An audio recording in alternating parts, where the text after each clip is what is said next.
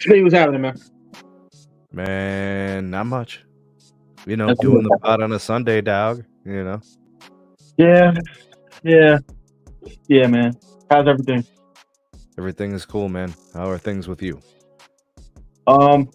Busy day, but a good day. Busy day, Really? but a good day. Yeah, busy day, but a good day. Sundays are busy? Man. Well, got to get ready for the work week. So, leader's job is never over. So, gotta get stuff done, get stuff ready. All right, B, I got stories to cover today, and we got some discussions to have, All right. Let's see here. Let's go ahead and kill the music. Let's do our hellos to the folks. We got MS. Big salute to MS. Always here for the pod and holding it down. Moderator style, member style. Appreciate you. Jeremy, Alan, good to see you guys. Matt is here. Shout out to the member squad. Salute. South Joe, Artist Dream. Salute to you guys as well. Troy Hicks is in the house, longtime supporter of the SMT. Baby Yoda, appreciate it. Always holding down the mod duties. Donald is here. What a B in the chat. It might be a different B. I don't know how many B's we got, man. Justin Tech is also here. There's only one B. Also here. Well, right. There's only one B. There's the Primo B, and then there's the B that's in the live chat. Holding it down on the anonymous crew. What up, Matt Bryant? Let's see. Let me just go ahead and do the first story here. All right. And then, of course, the stories will be up on the screen so you guys know what we're discussing as you're coming into the stream. All right, story number 1. Research shows older rural Americans are non-streamers. Before we get into the deets, B, are you surprised? No, not really. We do know older people are less adept at assimilating to newer stuff, newer technologies, and everything. So I'm not surprised, but I imagine this will probably maybe improve a little bit as the years go by. For the people who are in their 50s now and then eventually make it to their 60s. That is correct. They'll be the first. Yeah, they'll be the first streaming elderly crew once they get to their 60s and 70s. That is correct. Let's see here. 55% of rural Americans are non-streamers. Age demographics for the recent U.S. Census Bureau on the rural population, one can see that 38% are over the age of 55. Okay, so here's the age group breakdown. The study versus the rural America census seems pretty aligned. Let me see what else it says here. Streamers versus non-streamers. Okay, here's the data. You know what? Let me get us out of here, and then I could kind of just zoom in here. Wait, I gotta get rid of this thing. StreamYard, not the move, man. I like OBS better. All right, so there it is up on the screen. I might be able to actually make this a little bit larger. Nope. Okay, there we go. All right, so streamers with no TV service. 41%, 39%, and 26%. So we have an increase year over year. All right, and then streamers with TV service is flat. Non-streamers with TV service, you will see the increase over. Actually, is it a decrease over? No, increase over time. And then antenna only stuck at 5%. And there are still people no TV, man, at all. They don't even watch it. So that appears to be increasing from 2 to 3 to 5%. That is kind of wacky data. But the data does validate a challenge for committed video operators that have been successfully plotted out by many innovative systems MGTV customers. Okay, so it's an interesting article, and the data kind of shows what we kind of understand. So I was on the same side as you, B. I was thinking to myself, the ones that have been used to linear TV, the ones that have held on to their streaming, or I should say cable boxes, they want to keep them. I've had this conversation with a couple other folks in the industry too. They do like installations, in-home technician stuff for home ISPs and stuff like that.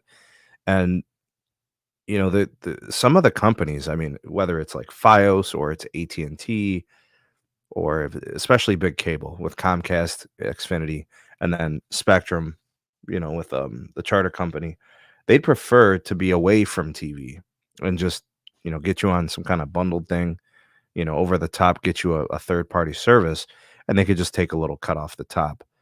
Other than those carriage deals with the studios and the channel owners, it's just a pain in the ass. So I don't. I know that there's also some DOCSIS stuff that's going to improve once a lot of this TV stuff gets shut down from broadcast. I think it just comes a matter of time where the folks that are of age have to understand that when they upgrade to these new TVs, they can run apps. I'm not sure if they even know that, B. I think that's the problem. I don't think they realize, like, there are apps that their TVs can run and they can log in, stay logged in, 4K content, all these cool features, dedicated apps. They just don't know it, man. That may be true. A lot of the older generation doesn't necessarily love learning new things when it comes to technology, so they kind of set in their ways. But like I said, I do expect this to improve as our generation gets older and whatnot. So, You think this is the same customer segment that has their flip phone still? well, I think the older generation is starting to gravitate towards smartphones, which is a good thing. Um, I think that the number of people who have basic flip phones is decreasing. And I think all three major carriers have reported that. So I don't foresee them all vast majority of them still having flip phones. No, no. Yeah, get some smartphones in your life. Get some apps running on your TV. I mean, it will change your experience on these devices, man. Like the way that devices are designed to be used, I think they're just not privy to the s- the familiarity with the platforms. They're not familiar with the OSs. And what's kind of interesting, I don't know if you noticed this, be based on the TVs you buy or whatever, but the TV OSs are starting to look and feel a lot like iOS and Android, don't you think? Yes, and I think that's on purpose. Everybody wants to be seamless as possible. So as Right. we see homes and cars and things like that start to be more connected, I think that you'll see more of that. So eventually, your refrigerator and all these different things that are going to be connected to the internet, they're going to have very, very similar operating systems to what you'll see on your smartphone, and that'll allow for a more seamless integration process for the consumer, which is a good thing. All right, good stuff, B. I think we covered that one. Let's go ahead and pivot to this one. I don't know how much you know about this company, Ting. They were actually purchased by Dish, I think a couple of years ago. It was probably like in the heart of the pandemic, but they still kind of operate in and of themselves. They don't really have any type of Dish influence from what I could see. So they're a wireline fiber provider, and they did wireless as well. It was like pay by the gig, and I don't know. It was a kind of like a random company for Dish to consume. And when they acquired them, I think it was really just about getting access to their systems, the two cows thing, and I don't know. It was more of a strategic acquisition. So we got a story here. It's dated from November. Subscriber growth and more fiber partnerships ahead for Ting, according to their CEO. All right, so let's see what this is about here. Ting just achieved its best quarter for new subscribers over the last 7 quarters, according to the CEO.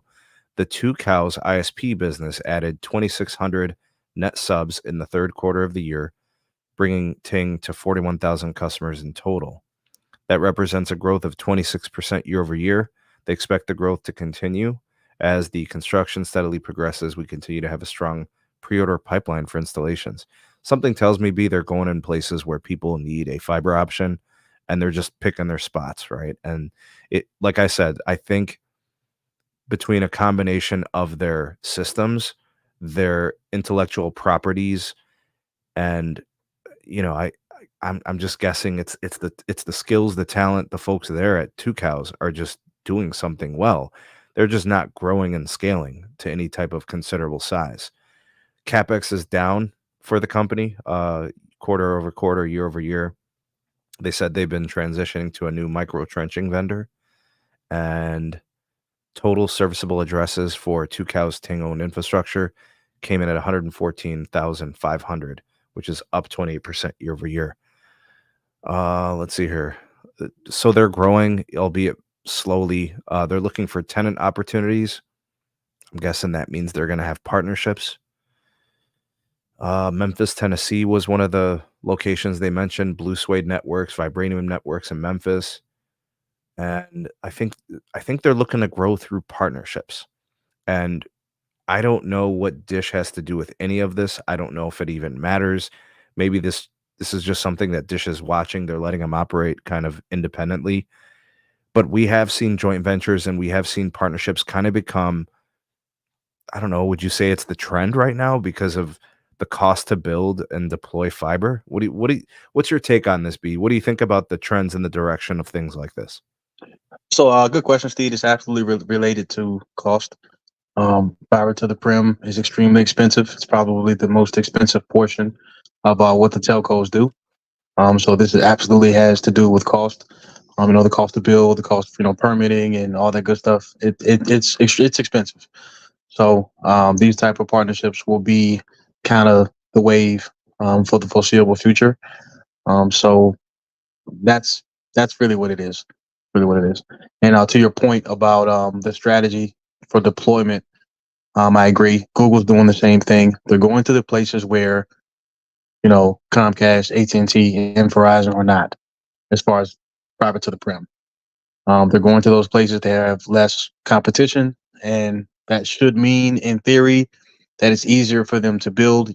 You'd like to think that residents in these particular areas would be happy to hear that there's a fiber provider that's I think interested in, most of them in are building in those when they hear it. localities.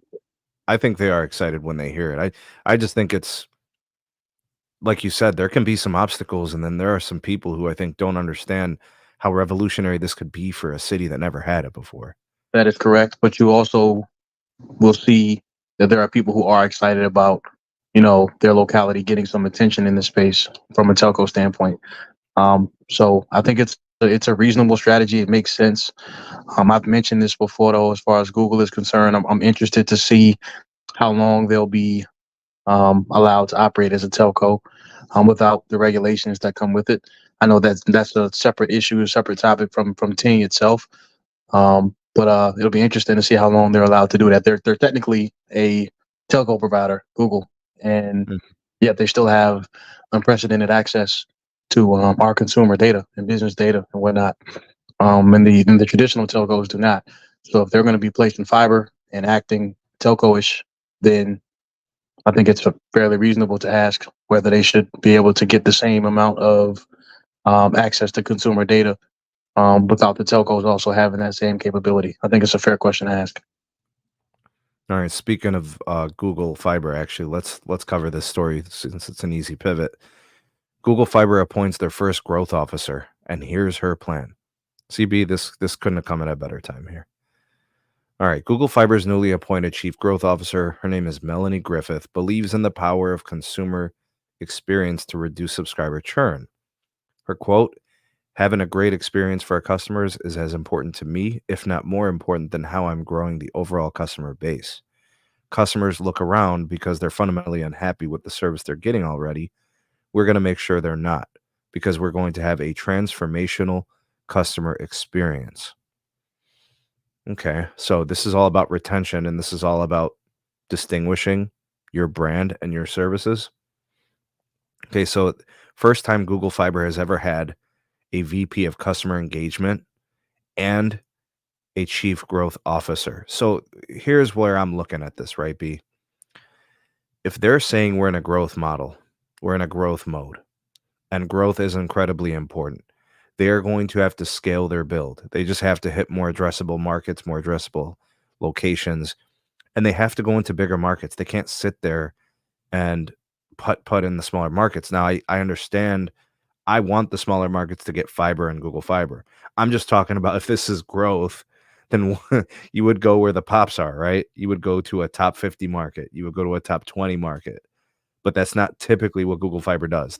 They're in like, I'd say 6 to 10 large markets, but a majority of the markets they go to are completely unserved, right? And or they have like a cable operator that installed cable on like DOCSIS 2.0 like 15 years ago, right? But she's focusing on growth and retention. She's talking about surveys. She's talking about, NPS scores. They're looking at interactions with customers. I mean, all this sounds great. And obviously, I feel like telco has really dropped the ball on customer care. I've always said if you want to disrupt home ISP, all you have to do is listen to the consumer when it comes to customer care and have a fair price that is everyday attractive or competitive. Don't come in, with a nice promotion and then triple your rate. That's why I've said time and time again to Dennis, it's like he says it's a way to gain customers. I'm saying it's risk for losing them when you have explosive and balloon pricing. Because I'm looking at Verizon and I'm looking at T-Mobile. They're coming in simple and straightforward. Here's our everyday price. Here's what you get if you have wireless with us. Here's what you get if you don't. This is your price. It's locked in. Boom. Right. And even when they raised pricing, it was like $10. Right. And that still represents a notable lower price than something that cable would do with respect to explosive pricing. So, for example, Verizon's entry-level fixed wireless price came in at $25 with wireless, $35 if you didn't have wireless. And then they raised it $10. It still keeps them under $50.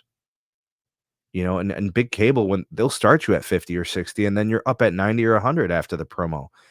So, I mean, Google Fiber is coming in. They come in with attractive flat rates, whether you want the 1 gig symmetrical, 2 gig, 5 gig, whatever. Everything's priced attractive. And then, they're talking about customer care, which means they don't want you to leave, right? And, we've had conversations that it costs money to offer good customer care. I view it as non-negotiable. You are going to incur unnecessary churn if you don't properly serve your customers' needs, whether it's through installation issues or it's from service issues, disruptions, maybe it's a billing issue, whatever it is, it just has to be handled the first chance. It can't be dragging on. It can't be second, third, fourth, fifth call, and if it's avoidable, it should be. You know what I mean? Just avoid every opportunity for churn, because what we're seeing is we're seeing Google Fiber going into places. We're seeing more and more competition. Verizon's coming in. T-Mobile's coming in. Can you name a time in the history of telco where churn is as pronounced and possible as ever?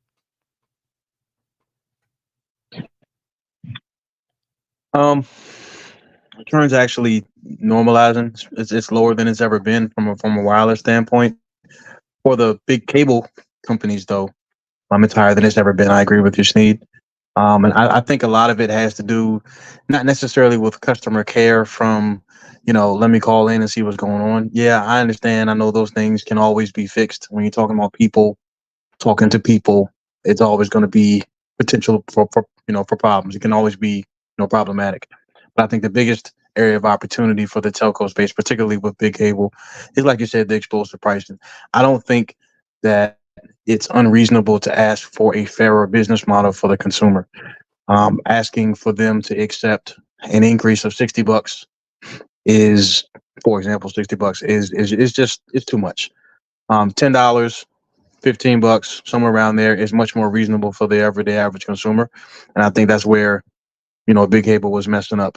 And I think that that's something that will improve, because now they've got competition in way more places than they ever have.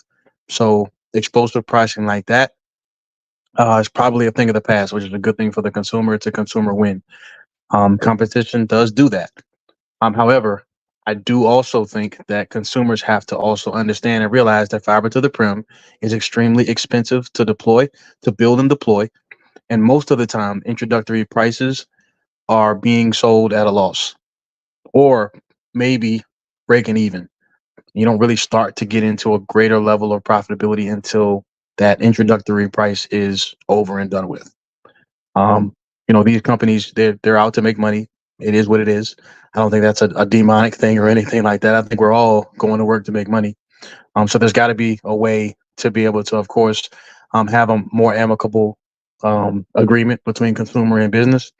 But both sides just have to understand each other, listen to each other, and understand. So, like you said, Sneed, eliminating, you know, the crazy, excessive, explosive pricing. I think that Verizon, T-Mobile, those two have done a good job with that. But I think also Verizon's been pretty transparent. I know at one point they had, the 10-year price guarantee. I think that was fourth quarter last year. I think they've done, I think right now the promotion's like 5 years, 4 years, somewhere around there, depending on which plan you choose. And I think T-Mobile's just got theirs locked in. So that stuff is being disclosed and all that kind of thing. But I don't think you'll see across the industry, hey, this is the price, this is what it is, it's never going to go up. That's just not feasible. So hope that makes sense. Gotcha, man. Good stuff. We'll kind of keep it wireline just for one more story because I think this is pretty important here. The FCC is launching or making public version 3 of the broadband map, and looking at the map, there's unserved location reduction over the last 6 months. So this is a win. I think this is something we got to celebrate. And before I even get to the details, this is dated from last week. I think fixed wireless access has to be part of the equation. There is no version of closing the digital divide without fixed wireless being a facilitator of that manifestation. There's just no other way, right? Fixed wireless access, I don't care if it's using microwave links, I don't care if it's using fiber to the tower site, it does not matter. The only way you are going to properly scale a broadband connection in this country, in probably dozens of states that otherwise wouldn't have it, it's going to have to be fixed wireless, and they got to be a part of this. All right, so this map is based on availability as of June 30th, right? So we'll cut the year in half. It says here that according to the FCC chair, the number of locations lacking high-speed broadband nationally dropped to 7.2 million from 8.3 million in version 2, which was based on December 2022 data. It's a drop of more than 13% over the 6-month period. Providers are connecting more locations to high-speed internet services thanks to the Commission's Rural Digital Opportunity Fund and Connect America Fund, in addition to other federal, state, and privately funded programs and projects. It says here the new map also reflects the results of 4.8 million challenges to provider-reported data in over 1.5 million accepted location challenges.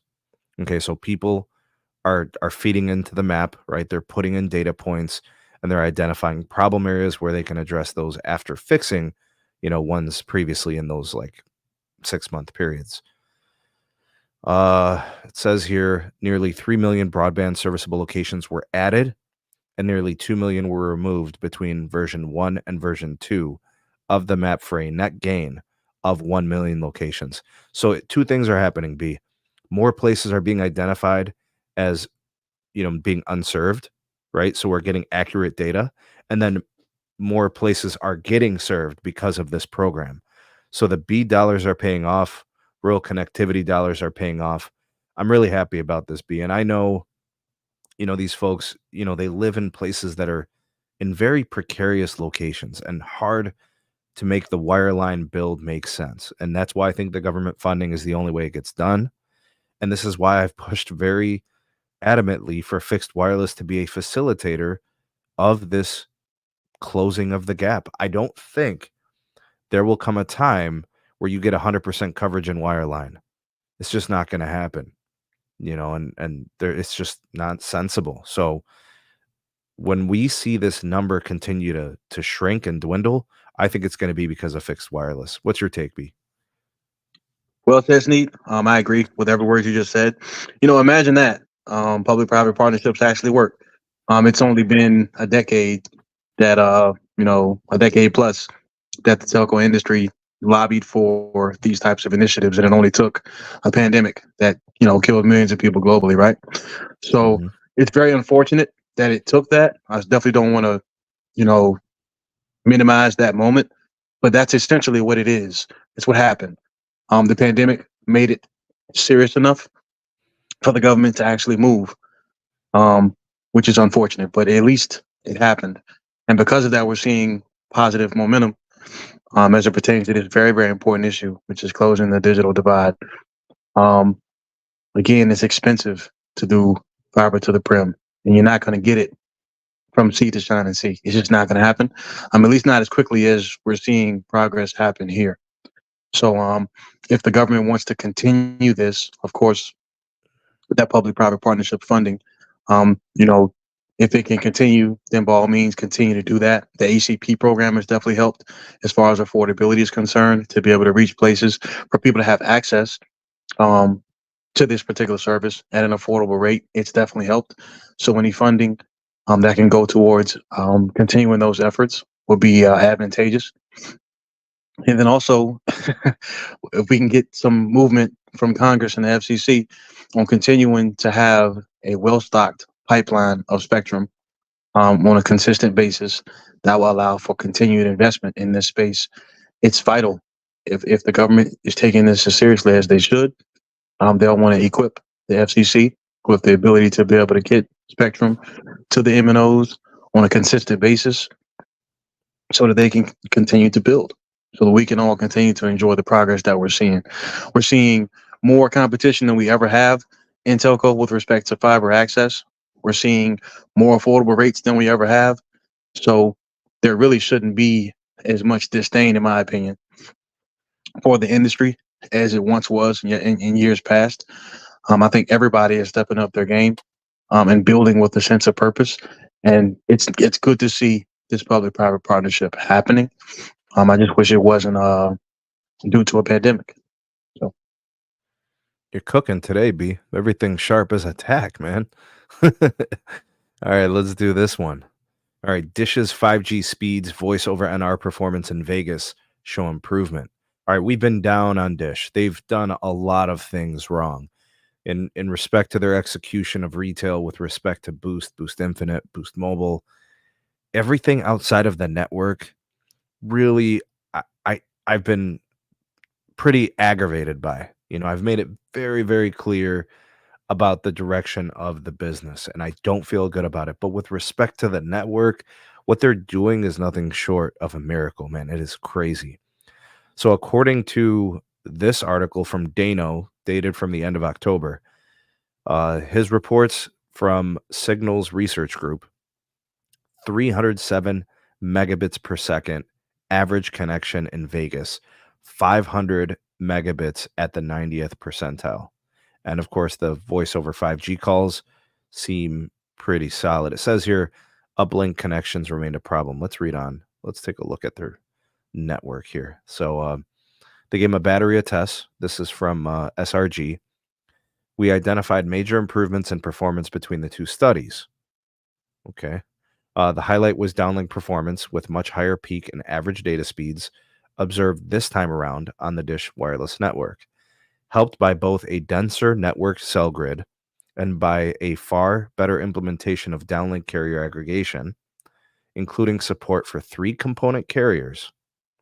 Okay, so this is something that Carlos Tech has told us.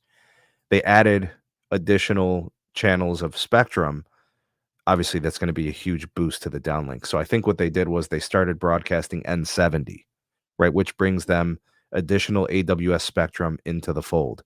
It adds, I think, 20 megahertz of bandwidth. So with 20 extra megahertz, you're probably talking about an additional 200 megabits per second on top of what they're also doing with, N71 and N66.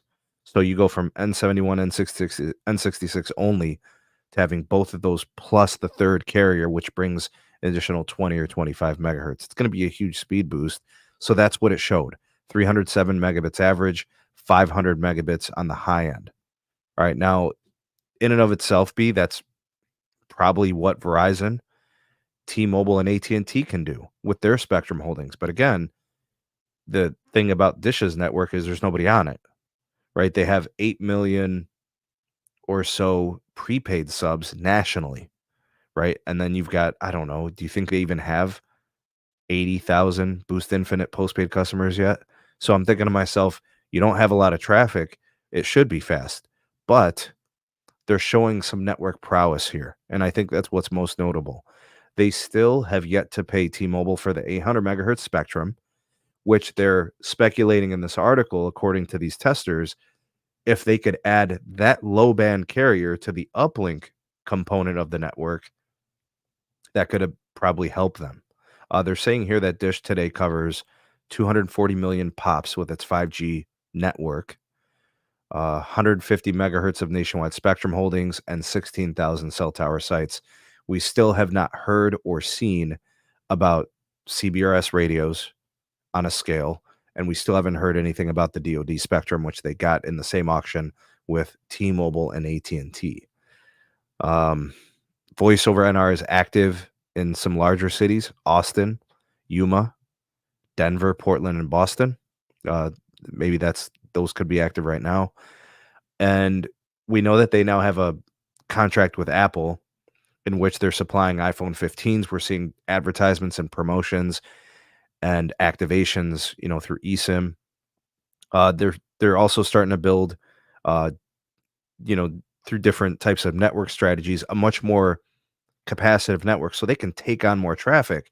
I think what's going to end up happening here is they're creating all this capacity. They're building this really good network. It seems to be pretty reliable and it seems to be pretty fast. You need people on this network. They need to focus on retail. The network actually seems pretty good. What's your takeaway on this network build and where things are going? Well, they're obviously fighting. They're doing the best that they can, or at least they seem to be doing the best that they can. They're putting in the value and the effort. It's the business office folks that are, letting the engineering teams and whatnot down. For the most part, they've made some mistakes and everything with respect to the network and everything, but they seem to be doing the best that they can. The issue is finances. They just don't have the money to continue to compete. The telecommunications industry is very capex sensitive, and so you're at a significant disadvantage if you don't have the funds to continue to invest in just maintaining the network, not even trying to improve it, just keeping radios on, antennas up, fiber circuits working, telco, power, all that kind of stuff. Just keeping stuff on costs a lot of money. So, hats off to Boost for continuing to fight, particularly their engineering teams, continuing to fight. I know they've had some layoffs and everything like that. So I'm sure those guys are busy as all get out, and girls, excuse me. It's a financial issue at this point. Are they going to be able to continue to scale the business enough to be able to pay the bills? I don't think so. And me, Sneed, I've been a huge person who spoke out about this. I blame T-Mobile for much of their, issues, much of Boost's issues. The setup, right? The setup. Yeah. The setup. They were never set up to succeed. They were set up to fail from day one, and that was intentional. And it's just yet another move that puts a bad taste in my mouth with respect to T-Mobile. But hats off to the engineering teams, the operations teams at Boost for at least trying to compete the best that they can. They seem to be at least trying. So, Pete, do you think it's time for you to maybe get a line on Boost Infinite and give it a shot? Maybe test it in your market? No. No. No, I'm not going to. No, I'm going to rely on your expertise on that, Sneed. Oh, so let me ask you this, B. Do you do any of your own specific testing? I know your carrier of choice, and I know which services you use. But did you ever do any of your own testing? Did you ever have a secondary device or anything? A secondary device, yes, but it's always been with the same carrier. So I've not paid any other carrier for their network usage. Okay. All right. I feel like that would be something interesting for some folks to try within the. Well, it doesn't matter. You could be just the average Joe, get yourself a trial service. I know, a lot of the carriers do that now. You can have like a 7-day trial or 10 gigs or 30 gigs. I feel like that's something that Dish needs to aggressively do, right? Hey, try this out on a device or something and do an easy activation portal of some sort and just get people to try it. And then who knows, it might work. People might like it. They have an attractive price point. They created a service area for attachment, and I don't know what the best plan is for them moving forward. I'm not a CEO. I'm not Charlie Ergen. They don't pay me to make these decisions, nor do I even know I'm competent to make these decisions, but they got to do something because they're building a network and they don't have anybody on it. And I feel like it's a violation of business sense, so they gotta figure that out, man. They gotta find ways to grow and add customers. And then I think the conversation about investors in Dish and capital, then I think that conversation can change. But that's what it is, right? In order to raise capital, somebody has to see something in you that makes you worth investing into. That's correct. Which is extremely hard to do in this climate. And all of the bickering and all of the fuss between Boost and T-Mobile did not help. They're dealing with a perception issue at Dish, just by virtue of the fact that they've always kind of been, geared towards that prepaid market, that value market. Now they're trying to step into an area where they are going after that more premium customer. So they're already at a disadvantage as far as that's concerned. All of the spectrum issues that they've had, trying to pay T-Mobile for access and everything to low band and all this. I mean, it just definitely didn't help. Then you have this stuff, with them struggling with money. It is very hard to compete when you have all of those headwinds. So, B, with the low band, you need to keep in mind that the selling off of the, band 25, band 26? Yeah, 800 megahertz. Yep. Yeah, the 800 megahertz. That was a DOJ concession for T-Mobile to sell it to Dish at fair market value, simply because it would have given them the new T-Mobile, entirely too much low band. I think when all is said and done, that buyout will be costing T-Mobile somewhere north of $50 billion. So the expectation of just giving the 800 megahertz would be entirely too much. But I will say this voice over NR improvement is a good sign, and hopefully, since they can't get the premium, they can't get the budget, hopefully Dish can catch on by being a greenfield 5G with greenfield 5G features. Nice call, Pete. Yeah, well said, Pete. Well said. Now, as for testing, I'd do it if I could, get a test line. I already have too many damn SIMs in my phone. What do you got, Pete? 3-4 eSIM profiles? What you got, man? 4 eSIM profiles. Your main mobile SIM in there too. Gotta get my Los Mobile SIMs set up for the Pixel one of these days. All right, so Pete joined us. In case you guys didn't figure it out, that's the bearded dragon. He's in the house. Let's see here. Let's do this last story because I know we're going to be up against it. We're going to be pushing for an hour by the time we cover this. And Pete, I know you'll have a lot to say on this, and I'm looking forward to hear what you have to say on this. And B, we're going to get you in here too on this topic. All right, T-Mobile Tuesdays used to be fantastic, but this year has been pretty weak. This was written by C. Scott Brown, and this is Android Authority. So before you guys, people always say I talk shit about T-Mobile and this and that and the third. I didn't write this article. I'm just covering this article on my podcast because it was in my news feed. All right, so just throwing that out there. All right, it says here, and this is just kind of like the preface of this whole thing. In 2016, T-Mobile's CEO at the time, John Legere, announced a new feature for T-Mobile subs, T-Mobile Tuesdays. Each week, T-Mobile customers would get a special freebie, a discount, or some kind of deal that came with their services. The company even created an application for it. They would send you alerts on Tuesdays that the new promotion was live. Now, it was really, really popular overall.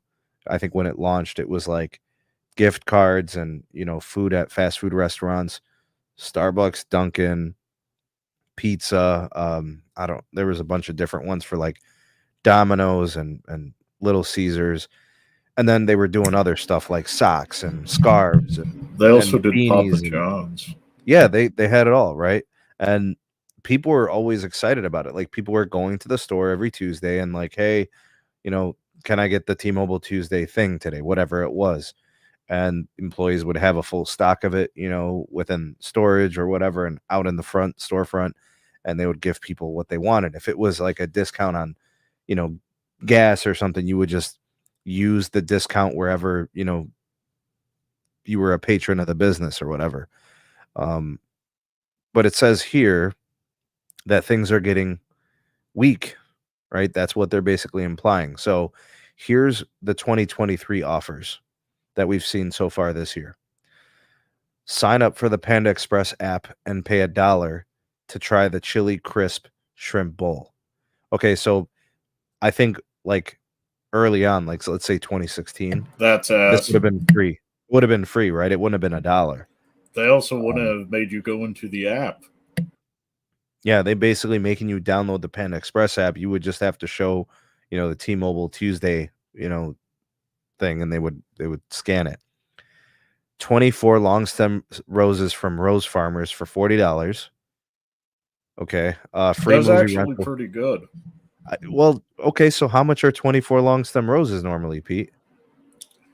Ooh, that was only like a 30% discount. Okay, all right. A free movie rental from Redbox, 72 shore points at Jersey Mike's by signing into the app as a new customer. See, like that's kind of weak sauce too. 10 free photo prints. Where is that? Walgreens? No, it was a photo printing service that gave you a delivery fee with the 10, and you had to sign up for them. Here's the takeaway.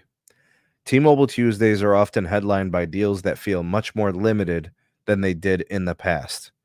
Do you think, and this is what they're implying here, do you think there are still great deals, or are the best days behind us when it comes to T-Mobile and their T-Mobile Tuesdays program? Let's start with you, Pete. I'm not going to lie, for the past year and a half, their offers have been pretty ass. I used to enjoy the 10 cents off Shell gas, but apparently the Shell stations near me got wise and moved to a different state. The movie rentals are becoming further and further in between, and they're nowhere near as well. Not the rentals, the movie ticket offers, nowhere near as good. I think the most recent one was Paw Patrol movie. I had an offer for Doctor Strange a few years ago. That was a great movie. Also had an offer for Zootopia. Really enjoyed that movie. And yeah, the movie demographic seems to be shifting to families with small children. Mm-hmm. Probably good for them. Not too much for me. The food offers have gotten worse.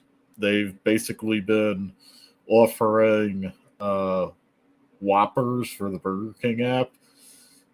I don't like signing up for apps I'm not going to use. That's personal information. That's targeted ads, and if I cannot, get a benefit other than a trial, there's no point in me signing up and adding a phone number. The only good one were Valentine's Day roses, and that's just because my other half doesn't mind getting discount roses. I mean, if your significant other hate the idea of you getting discount roses for Valentine's Day, that won't get you in the friend zone. That would get you in the doghouse. And it's interesting. I watched the evolution of the T-Mobile Tuesdays. It's a direct reflection of the economic state, right?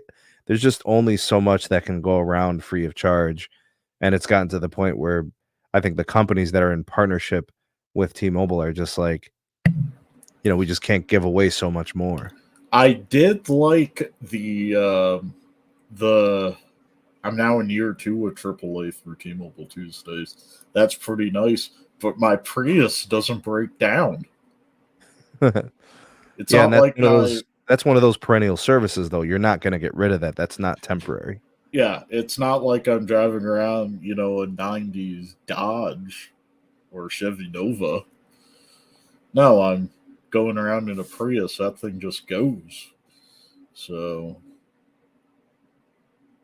I think part of this, Pete, is also the fact that the buzz for T-Mobile Tuesdays has really died down. I think folks, have kind of watched the excitement of the deals or whatever the inclusions. They just haven't been good. So now it's gotten to the point where people aren't even checking anymore. I mean, I would bet you I because stopped checking.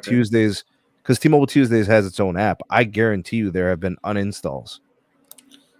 I've been debating it myself. I mean, a perfect opportunity for the movie tickets would have been offering Oppenheimer or Barbie to get psyched about. And no, a month later they do Paw Patrol. Let me get B in here. B, talk to me about the T-Mobile Tuesday situation, the direction it's going, and why do you think it's kind of fizzled? On the 5th day of Christmas, my true love gave to me 5 golden rings, 4 calling birds, 3 French hens, 2 turtle doves, and a partridge in a pear tree. Man, them I days didn't are think done, man. I didn't think you were gonna break into song on the pod, man. Yo, those days are done, man. I understand. I know people like free stuff. It's really hard to do that and build and maintain a network. The free days are done. I mean, T-Mobile's already kind of told us that. I mean, if you listen to them speak in their quarterly earnings, they've already said the free days are done. They've increased prices. They're laying people off. What I mean, I don't I don't know how even that. I don't even go for free stuff. Um, promotional stuff's fine, but not having to sign in, make an app account for the promotions. I want to natively go there and, get some pork fried Experience rice the and get a business or side. whatever. Right. Yeah. Well, I mean, for it to be that way, that implies that T-Mobile has to subsidize your business, which takes away from their ability to spend capex on their network, for example, or to pay their employees who they continue to lay off. So, I mean, so it's almost like what do consumers want these business leaders to do? Of course, the answer is more chicken, but it's difficult to do that and keep up with their competitors with respect to network performance. I mean, they spend the least amount out of all the MNOs on capex. They've already proclaimed themselves as being capital light. They're doing that for a reason, but they're trying to transition to a place where they can better compete from a capex standpoint. And that's the reason why they, for example, increase prices and lay people off. They're trying to cut costs. And so T-Mobile Tuesdays aren't going to be as robust as they were 2 or 3 years So, ago. It wasn't set up P, to be a sustainable part of their business model. It was a get it while it's hot type of situation, and it's cooled P, off can now. I push back a little bit on this? Let Sure. me throw this your way, right? There was a quote from Mike Sievert at the time of the 5,000 employee layoff, the most recent one. And he said this was a one-off. He said there wouldn't be another one in the future. And he said it was simply because we had to do this in order to serve our customers as they need us to. How much of that was lip service? How much of that was real? And are things like T-Mobile Tuesdays tied to a statement like that? Of course, they're tied. I don't think any business leader can definitively say we're not going to lay anybody off anymore. That was probably lip service. And I understand and I respect where he's coming from. I don't think any leader wants to, strike fear in the hearts of their employees. But at the same time, you got to be realistic. Nobody knows what's going to happen in 2024 with respect to the economy. Nobody knows what's going to happen in 2025 or 2026. If a consumer is hesitant to say what's going to happen in those years, and I know many consumers are, why would businesses ever say, I'm never going to cut costs via layoffs again? That's dishonest. And I understand why he would say something like that, but I wouldn't have used those words if he did, to be able to articulate that. It's just not not something that you really can forecast with any decent level of accuracy. So, I mean, again, Sneed, I've said this podcast after podcast after podcast. The free stuff at T-Mobile is over. And they've kind of started to conduct themselves like a for-profit business. You can't give away the house and still expect to compete with AT&T and Verizon on network builds, and also Comcast and also Spectrum, because they're in the home internet business now. They're not just a mobile company. So how are you going to support two different products off $8 to $10 billion in capex every year? It's only a matter of time before stuff starts to break. Well, they've already planned a relaxed capex for the year, for next year. Yeah, they won't be able to. They won't be able to keep it down. They won't be able to get away with that in 2025. Maybe right now, 2024. Okay, fine. What if there's another hurricane? There's always a natural disaster that's on the horizon with the way that climate change and all that kind of stuff is. I mean, there's always a natural disaster, and so you have to be able to respond. I don't. 8 to 10 billion is laughable. Where does it need to be, B? Well, the competition is spending between 17 and 20 billion. That's double what they are. But that includes a fiber build. So T-Mobile doesn't have that. So what do you think their wireless bill should be? They have a home internet product. Doesn't matter that it's being delivered fiber to the prim or wireless. The fact is they have a home. The customer doesn't care what the service delivery is. They just care that it's home internet.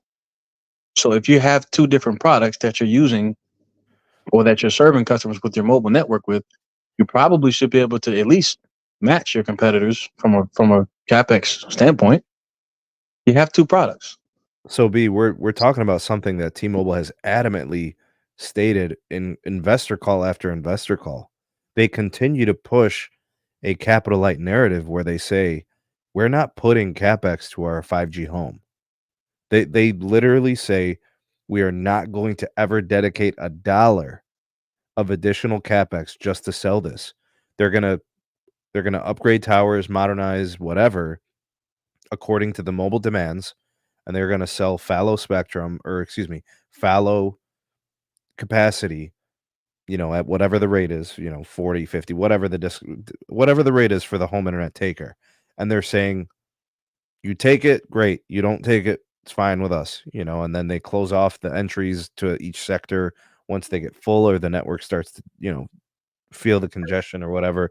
I'm just looking at it from the standpoint is they're telling us they're not going to invest capital to the home internet. You're saying otherwise. You're saying that they must dedicate capex to their home internet product. So what you're saying and what they're saying are like two very different takes. Are you implying that they're doing this the wrong way and that they need to change? Or Yes. are you saying that they're asking for trouble? Both. They're asking for trouble and they need to change. But think about it, Sneed. Wouldn't you say the same thing that Seaford is saying if you just committed to? Well, actually, I run business. So we have a family business, and I do things a little differently. When I invest money into the business, it's always with the long term in mind, right? I'm not just going to temporarily address a problem. I need to think years down the line. So when I'm looking at it, and I'm looking at sustainable growth in a home internet service, I would be dedicating capex to something that's growing and generates revenue. Like, Yeah, I'll but be they're honest, saying, when I run the analytics on T-Mobile home internet and I see how much money they make on fallow capacity, T-Mobile actually has a very near ARPU on home internet to their mobile line. It's yeah, very different than AT&T and Verizon. AT&T and Verizon, like, for example, AT&T's at an ARPU of like $56. Verizon's at an ARPU of like 64 or something, 62, 63, I forget. T-Mobile's is in the low 50s. But T-Mobile home internet, when it's not discounted and somebody pays full price for it, is $55. That's a better ARPU than a mobile line. yeah, And they're let's not. be honest here, the legacy T-Mobile customer is price sensitive. So they probably should be investing capex to their 5G home internet service. But that's just me. Exactly, Sneed. Yet they're telling you the exact opposite. Why? Well, wouldn't you be saying the exact opposite if you just committed to share buybacks and dividends? Come on, Sneed. I mean, But we're all very they've intel. been saying it from the beginning. They didn't just all of a Yeah, sudden start saying it. yeah, and the reason why is because they had the card to play in reference to share buybacks and dividends all along. That was always their end goal as far as what they wanted to do financially. Look, Sneed, Seaford is a master seller, I guess. T-Mobile is a master salesman. That's what they do. But I mean, if you read between the lines, you just articulated it for everyone here, everyone who's listening. You have a product that you're making more profit on than your wireless customer, than your mobile customer, or at least let's just say more revenue. Yet you're telling your investor and your customers, because customers listen to investor calls too. You're telling everybody that you're not going to invest in the most revenue accretive part of your business, and we actually believe that. So that's your long-term strategy, T-Mobile. Come on, Sneed. That's not their long-term strategy, Look, but they just committed to share buybacks and dividends. their And marketing that's the priority right now. Their marketing is on point. Their strategy is on point. Their pricing is on point. Everything with respect to 5G home internet is on point. My only concern long term has been the fact that they have said time and time again, we're going capital light. I don't like capital light because the problem with capital light is it limits and it puts a ceiling on the growth. Yeah, it's not sustainable, and they know it's not sustainable, but they're doing what I they see need to it as a do. growth vector. They're adding 500, 600,000. I got to Yep. get Pete in. Pete, talk to me about this. Am I off on this, man? No, you're not. I mean, shouldn't they be sinking money into something that is literally winning for them? The home internet is winning for them, but they may be seeing the winning strategy of the home internet itself being the fact that they are selling surplus bandwidth. I mean, Surplus for now.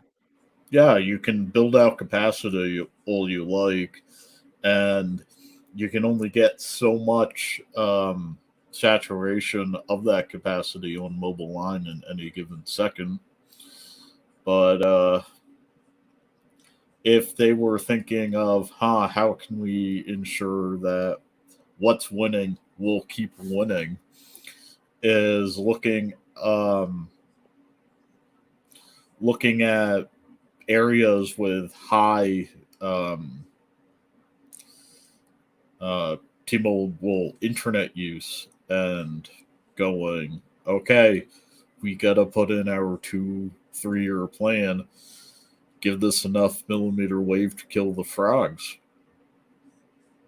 Okay, so you brought up millimeter wave, Pete. That's exactly where I wanted to go with this. We haven't seen them explore a consumer premise equipment device with that enabled. We have seen them take down millimeter wave nodes and put up a C-band or DoD panel, right, which operates between 20 and 40 megahertz of bandwidth. We've seen them trade 400 megahertz of millimeter wave for 20 megahertz of C-band. I mean, that goes to show you the difference in philosophy between what we expect to see a growth vector, explore in terms of the growth of that business segment. I'm just saying, from the outside looking in, they're still treating it beta, and they're still treating it like they could cut it off at any time. And they're not closing their doors on home internet tomorrow. This is one of the things. I've had a conversation with someone, business owner, on this exact thing. I said, look, man, when you have a business and you're not closing tomorrow, you reinvest into it when you can, because that's an investment of capital that's going to return. You don't have to worry about whether or not it's a smart decision. It's smart if it allows you to be more efficient. It allows you to increase revenues. It allows you to operate better, yada, yada, yada, the whole thing. But that's where I'm going with this. They're still kind of treating it like it's going to be cut off or closed in a week. But that's not the case. This is sustainable. They've added customers. The growth rate is still 500 plus thousand quarterly. I think the discussion has to change, and I think investors would be wise to push Seaver in a direction that has him reinvesting capital into the home internet. Constantly reinvesting capital into the home internet. But there's not because enough. But they're not generating enough revenue to do that and pay out dividends and share buybacks, guys. So you're right. Of course, you're thinking about this the right way. What you just said is the right business model, but they don't have enough money to do both. They've already made a decision. Their decision is they're going to reward their investors at the expense of their network. That's the wrong decision. Because of that, long term, I don't see them competing with AT&T or Verizon as far as network performance is concerned. So what I I think see, is I happening, see. I think they're sipping the sauce, right? You remember when he said we're 2 years ahead of the competition? I think they really believe that. They're not. They're really not 2 years ahead of the competition, but they must really be convinced that they are, or else they wouldn't be moving this way. they need the I think idea they. I think they is feel. I'm sorry. I'm sorry, Pete. Go ahead. I apologize. I think since competition is so damn fierce in wireless at the moment, um, they should always have the sinking suspicion they're 2 years behind when it in their books and tell people, hey, we're effectively 2 years ahead, but constantly be building as if they're about to get one upped by build out. So that would involve, um, you know, building out the C band, the DoD, throwing in millimeter wave, CRAN, right? CRAN, getting partnerships with network slicing partners. Actually keep trying to improve and say sometime next year with facts to back it up, we're now 4 years ahead. I just don't think they're ever in a place to be celebrating and acting like they're that far ahead. I mean, Verizon takes their 5G home internet very seriously, and they've got a dedicated QCI. Their churn rate seems to be really, really good. They're adding at a pace in both the consumer and the business side. I mean, how are you going to pretend like this stuff doesn't matter? I don't know what's real. I don't know if Sievert really is sipping the sauce and he means what he's saying, or if it's just lip service. Because if he really means it, there's no way that somebody who is appointed to that position could really be that naive. I think he means what he's saying, Sneed. I think he's telling us what his priority is at this juncture. His priority is to reward his shareholders because the last thing that he wants is for those shareholders to peel out if the stock price begins to drop, if growth begins to slow, which it's already starting to do, if churn begins to rise, which it's already starting to do. Churn increased for them in the third quarter this year. So, you know, there's no better way to keep investors sticky than share buybacks and dividends. So that's what it is that they did. And that's fine. We all make business decisions every day. Fine. But long term, that money would have been better spent reinvesting in the network because Verizon's coming very heavy. Now AT&T has announced that they're going to be getting in the go, that they're already in the game now, building out their fixed wireless access product in addition to their already robust fiber network. Verizon and AT&T aren't playing. So I'm not sure, why. Well, yes, I am. I just explained why T-Mobile did what they did, but it was their wrong decision, and they're going to pay for it starting in 2024. I agree. I think, The I think right. there's going to be some. I think there's going to be a little bit of karma, or I don't know, what do you closing of the gap, however you want to term the phrase. I think between the C-band expanding, continuing at a very good pace, the 5G home reaching more folks, having a dedicated QCI and investment into the network for that reason, I think will distinguish the two services. And I get it. The 5G home internet from T-Mobile works for some folks, and that's not what I'm arguing. What I'm saying is, as a sustainable business model moving forward and reducing the probability of churn rate, right? And keep, like, Verizon's really doesn't want to tell people no. They really don't. They want to just keep creating capacity. We heard what Tony Sciatta said last week, 2 weeks ago. He said it's a good problem to have. We have no problem creating more capacity if our services sell. I love that. I think that's a phenomenal mindset. He's basically saying we'll find a solution, right? Between millimeter wave, between CRAN, between a cell split, an upgrade, a modernization, whatever. But They're that going to use answer, tools. They're going to use solutions to address that particular need. but that answer costs money, and that's why Yes. Verizon has committed to spending upwards of $17 billion in capex next year. And it's also why Verizon has already said, yo, we're not doing any share buybacks until we get our debt ratio to 2.25. So Mhm. they're not there yet. I think they're at 2.7 right now. So All right. So let me ask you this, B. In your humble opinion, if a customer is sitting there waiting for T-Mobile Home Internet to open up a slot at their address, or Verizon C-band starts to upgrade in their area, who's going to be serving them first? Verizon. That's my concern. Is that customer with that particular circumstance who has been waiting for T-Mobile Home Internet for 2 years because, there was only 7 slots available on their sector and they got filled. Either someone would have to leave or T-Mobile would have to upgrade the site.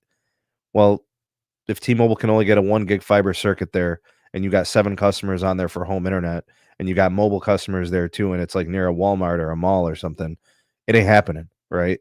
So then if Verizon comes in, upgrades, adds a cell, splits a cell and does something, Verizon opens it up and then you got 20, 30 new customers on that Verizon site for the service. And Verizon says, bring it on. I mean, hell, Verizon might even build their own fiber circuit there. They might run MCI might come through there, put a circuit there, put a 10 gig circuit on it, and they put a CRAN to it, and they got their macro upgraded too. You might see 50 customers on that service there, and there won't be any congestion. That's the type of stuff I'm talking about. Is I think those scenarios are going to become common in 2024. Yeah. But is that going to impact growth numbers? We'll see. At the end of the day, what you, myself, and Pete have described is all public knowledge. But for whatever reason, the customer continues to choose T-Mobile. Well, at least so they say. That's what they project, or what they report with their numbers every quarter. So, I mean, they're continuing to grow. But that, in my opinion, is a network that is headed downwards, not upwards. But they don't really have much more, spectrum to deploy. I mean, they can do C-band and DoD, but that's going to cost money. And they've already said, they're pretty much finished with their N41 rollout. They've already reached 300 million pops plus. So that's not walking downstairs to solve anything at this point. I don't know how they're going to do a small cell build with 8 to 10 billion in capex. So, I mean, they've pretty much said, hey, we're going to reward our investors right now. Okay. I think it's gotten to the point we have to change the projection. Like I've said that 7 to 8 million for T-Mobile is going to be a slam dunk.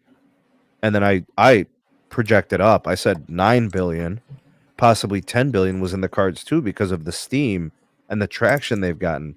I'm not going to say that that's not going to happen anymore. I still think they're going to get above 8 million. I think again, I think 9 is definitely in the crosshairs and I think 10 is on the upside what they could do. But I want to say something that I think is going to be important to monitor in the future. If CapEx light is the process and the philosophy, and Verizon isn't adopting that same mantra, I think there comes a point in 2025 or 2026, whenever the trajectory starts to change and growth for T-Mobile slows, which I think that's going to be the time frame. T-Mobile will slow and almost come to a halt while Verizon still enjoys 2 more quarters of growth. I'm not even joking. Like, I think 6 months, possibly 9 months of additional growth can happen at Verizon once T-Mobile starts to kind of flatline. We talking business growth, fixed wireless, or consumer sales? Fixed wireless, specifically. Okay, let's just not get delusional with consumer lines. I don't know. T-Mobile can turn water into wine when it comes to consumer lines. I mean, what does that mean? Why does that matter? Whether it's consumer or business? Well, I mean, we're talking about growth. I mean, it's not like one pays in Bitcoin and the other pays in dollars. I mean, they all the dollars mean the same. Why does that matter? So B's got a point. Business, I mean, Verizon is A1. They're 130, 150,000 every quarter. Yep. The fixed wireless is 300,000-400,000 every quarter. So the growth is there. Drops. Consumer is the Achilles heel if there is one. Yeah. But that's not true with respect to fixed wireless. Like their fixed wireless growth is happening at Verizon on the business and the consumer side. The only area of opportunity is postpaid net phone ads in consumer. Phone ad, yeah. But we're talking about fixed wireless access right now. So consumer phones, fixed wireless and consumer phones are two completely different things. Agreed. The fixed wireless with Verizon Wireless is basically FiOS where they don't want to dig a trench. Yeah. I mean, they want to sell home. But Pete, let's call a spade here. The fastest growing and most upside ISPs in the country are Verizon and T-Mobile. They are the fastest growing home ISPs in the country. And it's not even close. Big cable is negative. And fiber is slow. It's hard to build fiber. I think both Verizon and T-Mobile are playing their cards right by digging in on fixed wireless. I'm looking at T-Mobile because of the CapEx light philosophy. I'm going to see them hitting a wall at some point, and I think Verizon enjoys 2, maybe 3 more quarters of growth. I think Verizon's strategy is a little bit different than T-Mobile's because they have more assets. They have fiber that they own. I think Verizon's strategy is to be a national broadband player by deploying fiber to the prim and fixed wireless access, both of them simultaneously. And that's what they're doing. And both products are growing pretty well. So, I mean, because of that strategy, it seems to me that they kind of forced AT&T to pivot and offer a fixed wireless access product as well as their fiber product because it's more expedient to deploy both than just one. Picking a technology to deploy right now doesn't make sense. Not politically, not financially, not, with respect to marketing, it doesn't make sense. You do both. You own fiber, you do both. You deploy both. You got this whole gigawatt power or whatever they call it. They got that whole program. So why aren't you deploying both? That's the reason why they are. So I think Verizon's strategy with respect to trying to be a national broadband player makes a lot of sense. And that's their growth engine, not necessarily phones. Don't get me wrong, phones are important. I'm sure they're probably trying to address that. But even when you talk about profitability, which product is more profitable? When you're selling someone a phone, a new customer, you're doing it at a loss because you got to give them $1,000 before they even walk in the door anyway. Yeah. So you're already in the hole $1,000. Which one would, if you were a business owner, which one would you rather sell? Doesn't mean you don't want both, but if you had to choose which one to be your growth driver, would it be a phone or would it be broadband? It's gotten to the point. It's gotten to the point, B, where the phone net ads are so resource intensive. The carriers will give you 500 to BYOD. Yeah, I mean, right? They'll give you 500 to BYOD because they'll get that back in a year versus 2 years on $1,000 phone. Yeah, I mean, they'll get it back in 6 months, depending on which plan you choose. I think Verizon still offers that $500 promotion for BYOD. So, I mean, they would prefer that you do that. I mean, that's the reason why everybody has this whole, virtual SIM card thing. So it's easier to do now than it ever has been. So why not pitch that? It makes a lot of sense. But with the new phones, AB, could you address this comment? He said, this is Tech Guy 32, by the way. Shout out to Tech Guy 32. B, it is pathetic they are losing consumer wireless customers when they're adopting their fixed wireless access. Hey, good evening, Tech Guy, man. How you doing, man? Hope all is well. So I hear what you're saying, and I think that it sounds like Verizon's addressing that because the losses are slowing every quarter. So I expect them probably to get back to growth here in the fourth quarter. But I don't hear them, belly aching over phones right now. And I understand why, because again, you got to go in the hole $1,000 just to get one out the door. It's not as profitable as it used to be. It's extremely expensive to grow phone ads. The two companies that are growing phone ads don't make as much money as Verizon. So it's like you kind of pick your poison. But with respect to fixed wireless, which is immediately profitable from day one almost, they're doing very well in that space, and they're growing in consumer and business in that with that particular product. So it seems like that's their growth driver right now, not necessarily phones. I'm sure they want to get back to growth in that area just to kind of shut up the noise, but it doesn't seem to be something that they're overly, pissed off about. I know some of the investors and everything asked about how they've made less overall revenue than they did in 2022 so far, and they pointed, Verizon's answer, they pointed to a reduction in equipment revenue, and it makes a lot of sense because they haven't had as much upgrades, they haven't had as many, new lines as far as phones and stuff like that are concerned. But they've also grown service revenue, and they've grown EBITDA, and they've grown free cash flow. And isn't that what Han said he wanted to be judged on? Yeah, it is. So that doesn't seem to be Verizon's strategy, is what I'm saying. Not making any excuses. It's just that doesn't seem to be what's stirring the drink right now. So Reader John said, I'm still waiting for the Verizon Unlimited Optimus Prime plan for network enthusiasts. I'd get that plan. I would too. Sounds like it'd I'd be be, pretty cool. yeah, man. I'd be calling all Autobots and shit. That's what I'd be doing. It sounds like it'd be pretty cool. What else, gents? Anything else for the good of the order before we close out the show? I wanted to say that, as a T-Mobile investor, I'd actually prefer if instead of them giving me a dividend for, whatever the hell I've invested in them, taking that money and, making sure, they're trying to drown out Dish, but if not giving a dividend could drown out another competitor, they should be trying to drown someone before dividending. You can give out as many dividends as you want once you're a monopoly. So to take a look here at Matt McDonald's comment, he said T-Mobile is now making the best trade on the next plan. Yeah, it's that's the way it's going to be. You know what I'm saying, Matt? That's going to be the process moving forward. If you want to get the best deal on the newest iPhone, the newest Galaxy Ultra, a Flip, a Fold, whatever it's going to be, you're going to have to take to their most expensive and premium plan in order for them to entertain the the thought process of giving you $1,000 device or more, and you're gonna have to be on their most premium plan, and you're gonna have to add a line and all these other things, because they are just trying so hard to improve their ARPU. I mean, I remember when T-Mobile increased the ARPU by $1. This was like, I think the second or third quarter after the merger.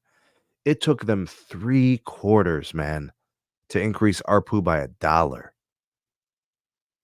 That to show you how challenging it has been. Now it's a little bit easier because I think the American consumer is getting punched in the mouth and just rolling with it, But that's basically what they've done. They leveraged the phone upgrade to their advantage. AT&T, every customer gets the same deal, new or existing or whatever. And then Verizon has dabbled with promotions too. And these promotions, man, when they started giving away the free phones for $600-700 in value, it was one thing, but that cost is up 40%, 50%, 60% when you're selling phones for $1,000, right? Like when the iPhone's $1,000, or a customer upgrades the storage, takes it to 1,100-1,200. If they get a Max, it's 1,400-1,500. That's what I said before. Yeah, man, it's just an astronomical cost up front for each customer you're going to fight for. And that's why I feel like the BYOD is the move for these carriers. I think AT&T, very aggressively added a BYOD plan. Verizon aggressively, giving you $500+ on port in, or, the BYOD. I think that has to be the primary move because folks are keeping their phones for 3-4 years anyway. So if you can get them away from the carrier, and that's what T-Mobile leveraged when they did the whole like quote unquote uncarrier event where they're like, trade in your locked AT&T phone for a 2-year locked T-Mobile phone. I started laughing, but it was, according to them, a consumer pain point. I don't know. It's an interesting thing. I don't know what 2024 has in store with respect to phone upgrades and trade-ins. All I know is that these companies would much prefer to get you as a fixed wireless subscriber and a BYOD customer than to sell you on a phone that's going to take them 2 years to pay back. So I expect BYOD of offers and fixed wireless to be the aggressive components. That's music to my ears, Sneed. You get it. You get it. You understand. You get it. That's music to my ears. I think it's better for the customer too. I really don't think, carrier subsidies on trade-ins is a good move for a customer because it locks them in. Well, it's a good move for the customer if they don't have a phone to activate. If they don't move much, it's a good. If they're a moving customer, the BYOD is the only way to go. Yeah, I mean, if they have a phone that they like, but customers like latest and greatest, and so if you like latest and greatest, it's a great promotion to get an interest-free loan for 3 years for a device that you pay for every month. That's a great deal for the consumer. I mean, I don't see why anybody will complain about. You're not going to get an interest-free loan for 3 years anywhere else. The bank isn't going to give you that kind of rate. So no, it's outstanding. It's a great deal. But for the carrier, if I'm leading a carrier right now, and I had to choose again between fixed wireless access or fiber to the prim, like a new customer there, or having to sell someone a phone, if I had to choose, I'm going to choose that, the broadband solution first. I don't hear any, Verizon, anybody, I don't hear guys saying, we want to sell all the phones we can. No, man, every quarter, Verizon talks about wanting to be a national broadband player. AT&T is building fiber like crazy.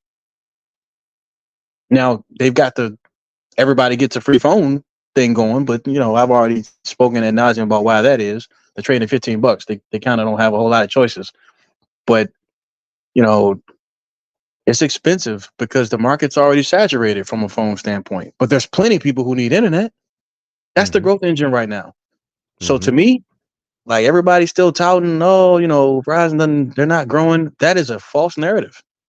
If all you're going to be focused on is phones, man, you're still thinking like it's 2021. Yeah, but we could look at total connections added, and we could say, well, this number might be more important than a phone net add. Well, yeah, I mean, perhaps that may be the new way to tell if a company's growing. Because I mean, me personally, if I got Verizon adding 100,000 BYODs, I mean, investors got to be thrilled. I mean, I don't see why they wouldn't. That means they're choosing the network that they're dumping, 18-20 billion annually into.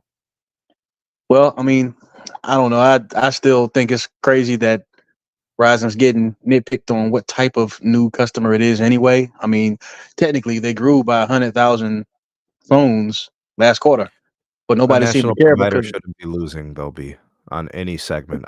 That's always got to be something to fix, I completely agree, and that's true. But that seems to be the only carrier that gets nitpicked on what type of new customer it was. I don't hear T-Mobile saying, well, we grew by 500,000, but we had this many business and this. They don't ever really tout that. It's only Verizon that gets scrutinized in that way, which I think is questionable. That's problematic. I don't understand that. Because 100,000 is 100,000. So if you grew by 100,000, whether it's business or consumer, yeah, it matters. But does it really when it comes to accounts payable, accounts receivable? I mean, not really. It's still 100,000 new people on the network that weren't there the quarter before, in addition to over 400,000 broadband ads. But it's like 70% of the revenues come from the consumer segment. Agreed, and that's not necessarily something that's changing because you still got growth from home broadband on consumer. So I mean, I agree that you want to address phone net ads. And I think that's something it sounds like Verizon's doing. They've had progress all throughout the year. But I think there's a little bit too much that's made out of phone ads. You got people out here saying Verizon's not growing, and that's a false narrative. I mean, look at the numbers. I mean, 100,000 is 100,000. 400,000 is 400,000. Their business is growing, and their broadband is growing. Prepaid is growing through acquisition. So prepaid, man. Oh, yeah, that's bad. I mean, I agree. There's work to be done in prepaid. That's true too. To me, growth is growth. Especially when the competitors aren't telling us necessarily how many of their lines are business and how many are consumer. I mean, we don't know. I mean, how many businesses, large business, medium business, small business, how many of them are doing business with T-Mobile? We always talk about how they have I was almost no speculating customer. that AT&T lost business customers last quarter. Well, we don't know because they don't report. Yeah. I was speculating because the numbers didn't really add up, and they don't like to talk about it. So I was thinking maybe they lost. So until they report, why is it so important that Verizon grow in consumer and business if the other two don't even report? Like, it doesn't even make sense. To me, that's overstated. I'm not saying that it shouldn't be focused on, that it shouldn't be improved. I agree with you 100%, Sneed. It should be. But it just seems over-reported to me. B, I think the disconnect is when the company says we're working to fix it and we're still negative. Well, I mean, I hear that's that. all. I don't like if they said like, look, it's not really something that we could turn around easily. It's not really something that we plan on turning around within the next quarter or two. If they gave an accurate depiction that they're not really trying, because they give a depiction that they're trying. Well, so if I'm trying and I still suck at something, it's a bad look. Well, I mean, I don't think that it's feasible to expect a company to go from losing 100,000 plus till the very next quarter growing by 50,000. It just doesn't work that way. So if you see marked improvement quarter over quarter sequentially and year over year, I would say that it would be reasonable to conclude that that particular company is working to improve that particular metric. But because it doesn't go from negative to positive sequentially, doesn't mean they're not working on it. Like, that's just unrealistic. It doesn't make much sense. So to go from, 6 figures in losses, now you're at 50,000. We've already kind of established that they're probably going to return to growth. Accretive for my plan, though. Yeah, but my plan hasn't been out very long, Sneed. It just released here in 2020. It was just launched in 2023. I know what month, so we can. I'm not sure. Don't give me the line. I don't even know. But I know it was this year, wasn't it? Okay, so let's assume it was April. Q2. It was like in the middle of Q2 or something, or at the end of Q1. I don't. All right, so April is the beginning of Q2. So, I mean, from April to November. I didn't judge them on the My Plan until we got a full Q. Q3 was a full Q. Agreed. That makes sense. And there were 49,000 lost in consumer, which was the My Plan thing, bro. My Plan was for the consumer side. That's true, and I agree. But where did they start? Like, they were losing well over 6,000. Well over 6 figures. So there's been sequential improvement, and there's been year-over-year improvement. Yeah, but they didn't say. But they didn't say net accretive in one quarter, Sneed. So April was the second. April was the second quarter. November is now the fourth. We're only talking about 2 quarters, Sneed. So you expected it to be that sort of turnaround that quickly? Maybe your expectations were. Yeah, but they didn't say. But they didn't say within 2 quarters. They just said net accretive. And if it happens, that was Hans, and that was Sam. That's true. That's true, and I agree. But it wasn't really. They didn't provide a timeline that it would be or that it would take to get to net accretion. Look, man, they just said that it would happen. So if it happens in the fourth quarter, I'm not asking for more than what they said. I'm asking for what they said. Plan, that's true. Guys, the My Plan's been out for like 6 months. Yeah. I said let's assume April. That's 7 months. So 6 months is 2 quarters. So what we're saying is that it's reasonable to assume that with that plan change, it fixes everything and they get back to growth in the third quarter as opposed to the fourth quarter. So because we're only talking about 1 quarter difference now. So third and fourth. Okay. That's only 1 quarter. So let's look forward. What is My Plan going to do for next year? I would assume that it will continue to improve, like it's been improving this year. Is that fair to assume? Is that fair to say? Okay, so if we evaluate 2023 in its totality, we'll look at whatever total numbers we got Q1, 2, 3, and 4. And then we'll have, I mean, unless they plan on changing something, which they do. It's been kind of strange to watch this happen, but a lot of stuff has changed at Verizon frequently. Like they've changed plans rapidly. They've added stuff pretty quickly and swiftly. I mean, they're trying to figure out what works best for their business and the changing economic environment. So if we assume that they keep the My Plan structure and, they put some marketing muscle behind it, maybe put some actual promotional activity to it, then we should expect them to be able to grow off rip. There shouldn't be any more losses moving forward. They said net accretive. I'm going to hold them to that. In Okay, fact, and that makes I'm going sense. to evaluate Sampath and Hans based on their verbiage of what net accretive is and what they said. Well, I mean, how did they say net ad accretive, or did they say phone net ad accretive? Because I mean, from a net ad standpoint, they are growing in fixed wireless access, which is a It has part of nothing my to do plan. with my plan. What do you mean? You can add Has it nothing to to that do with plan. You can add it to that plan. My plan was the whole thing about add-ons for $10. Has nothing to do with fixed wireless. Home internet isn't an add-on like that you can add to that plan. Like Sneed, so I understand what you're saying. Home internet wasn't. Yeah, it's like an add-on service, but they've had it as a service before my plan, and they were adding 250 and 300,000 before that. That's true. And now they're adding 400,000. But because it has more to do with C-band than it does my plan. Can you say that definitively? You can't say that definitively. Yes, nobody is choosing Verizon fixed wireless access because of my plan. I mean, Sneed, I hear what you're saying. I get it. I get it. You want growth now, and that's fine. I understand. That's all I want. I know. I know that, but Sneed. So, according to the comments, my plan was introduced in May, so that's month number 5, and we're at month number 11 in the year. All right, so that's 6 months. So that's 2 quarters. Mm-hmm. It's not like it's been 5 years. It's not like it's even been 1 year. It's been half a year. So it's not unreasonable for them to get to 50,000. And see, that's what I'm saying.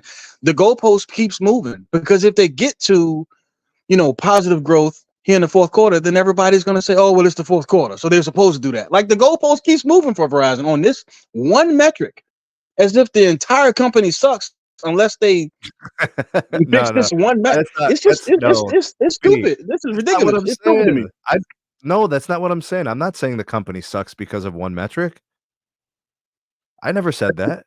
I know, but I'm just saying that if growth happens, about revenue, we've spoken about ARPU. Every company that competes with Verizon would love to have their problem, quote unquote, of just dealing with a little bit of consumer weakness. They thrive in everything else.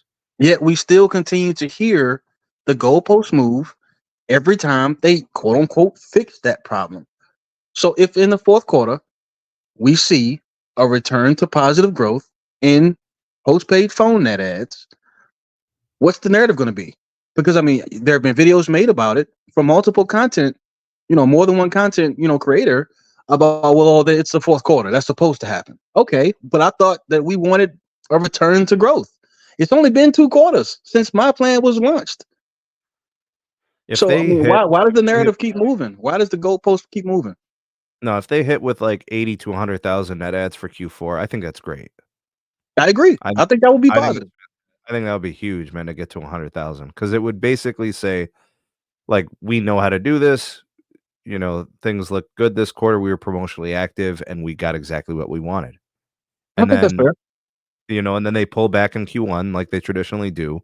I'm not going to evaluate my plan success based on Q1, but I would like to see Q2 be positive, and I would like to see Q3 build on Q2, and then Q4 is their shining Q. So, like, next year, there should not be net losses in consumer. It should be net positives. I think that you'll see that. Yeah, I think you'll see that. I think that's fair. That's a fair assessment. I'm good with that. Yeah, dude, I want nothing more than to celebrate Sampath's resurgence of retail and Sampath's dedication to just putting you know, armor around a company that already has, an incredible moat. Verizon, it has a business moat. Verizon has a broadband moat. I legitimately believe that. Like it's not that they're not too big to fail, but they they've made their network, they're going to make their network so good that you wouldn't leave because of the network. You would be leaving because of something else. Like, and that's something I think is important, because when a carrier messes up, it creates a churn opportunity.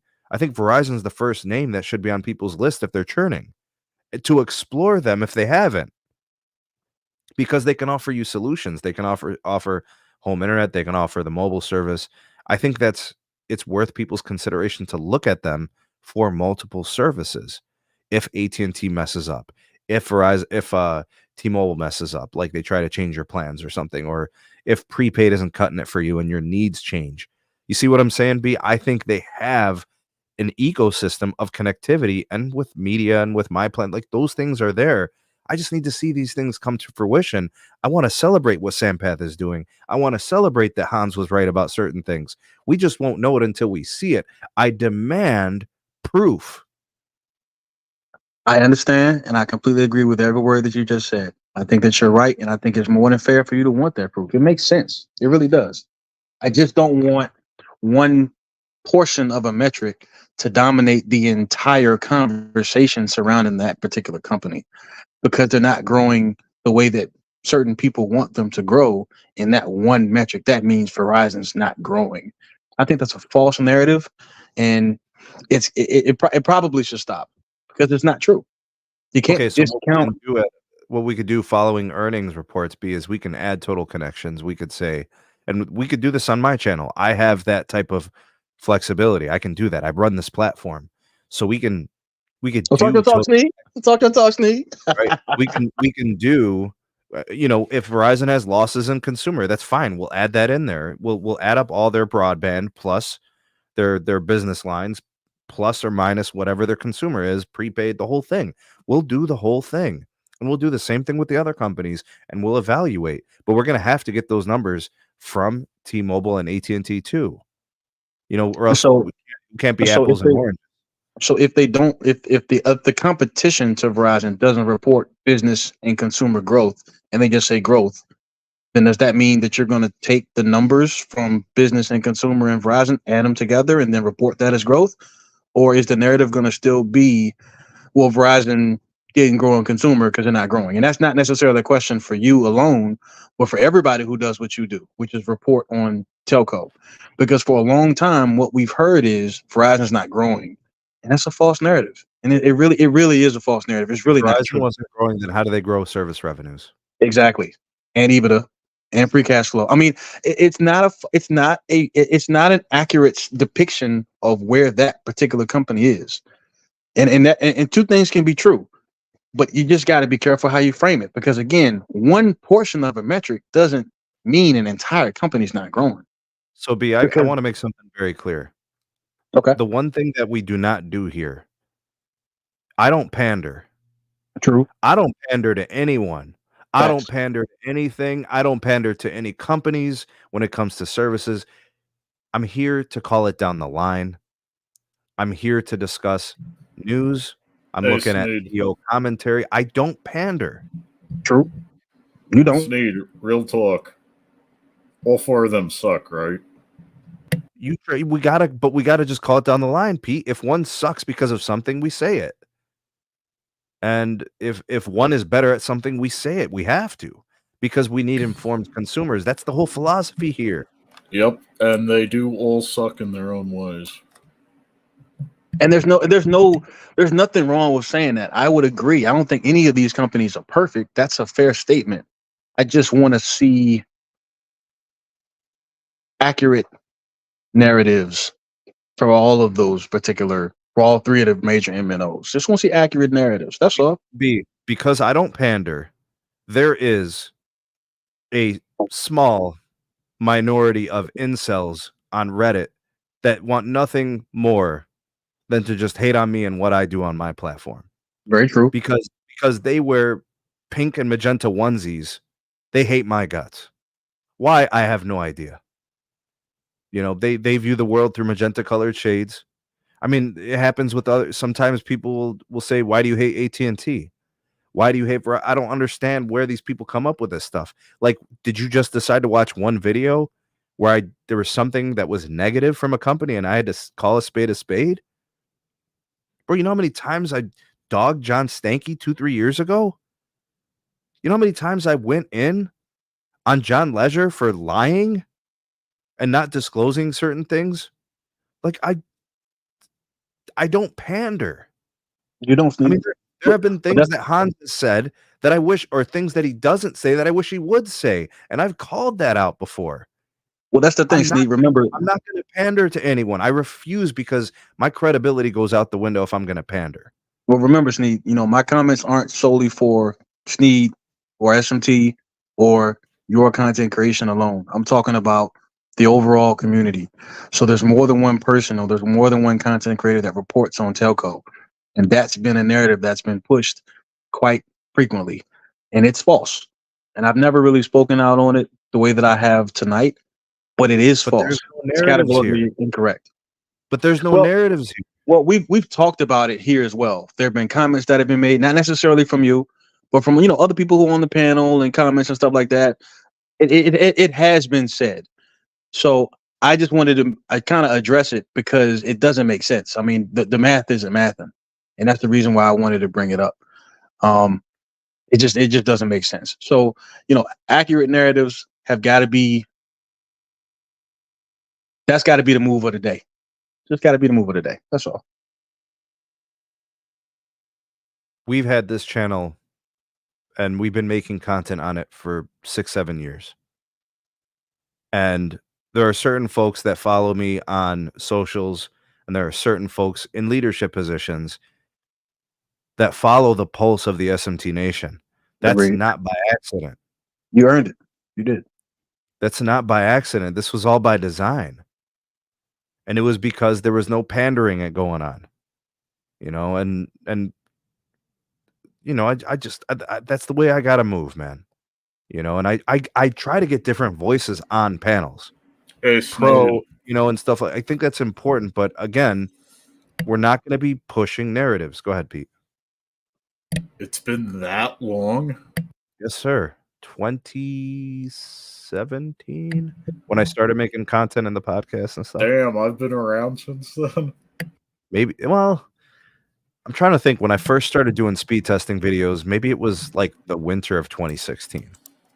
Yeah, I think I hopped onto your third podcast. Yeah. So this is important here, T Kings.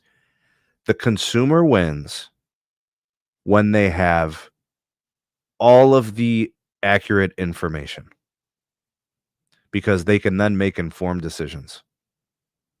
That is the name of the game. I don't need to tell anybody how to think. I'm here to create content and inform within that content. Simple as that. So if if people are watching and consuming the podcast and the videos and they feel informed from it, that's the process. My mission. And on that note, what do you guys think about ending the show, man? I will say one thing on that. Hashtag, let's get some picnic baskets. Yeah, hashtag more chicken for me. Hashtag more chicken. Makes sense to me. Hold up.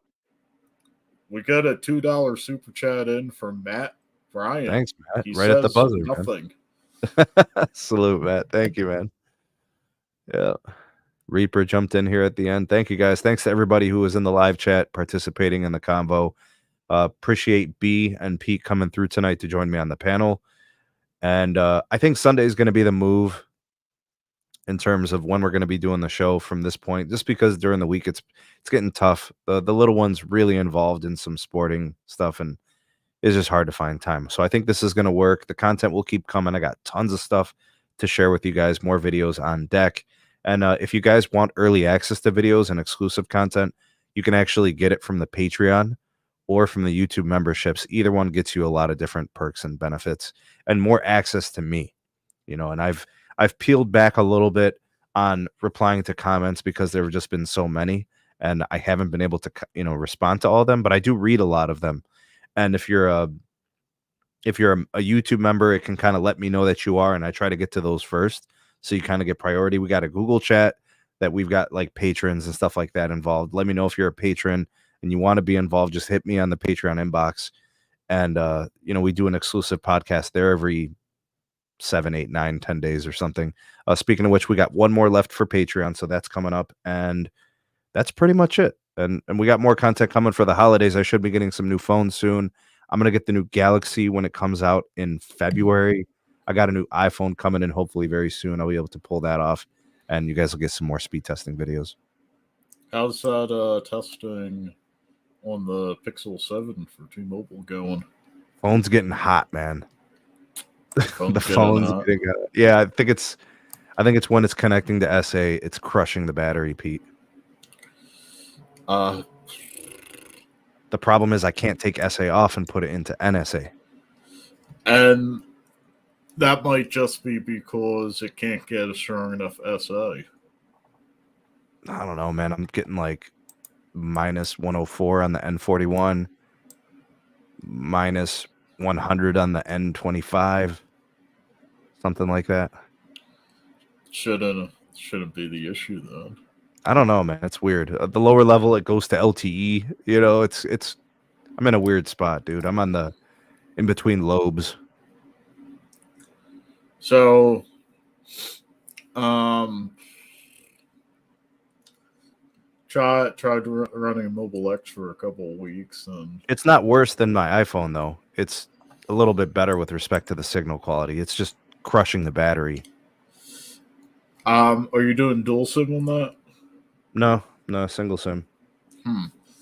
I tried Mobile X.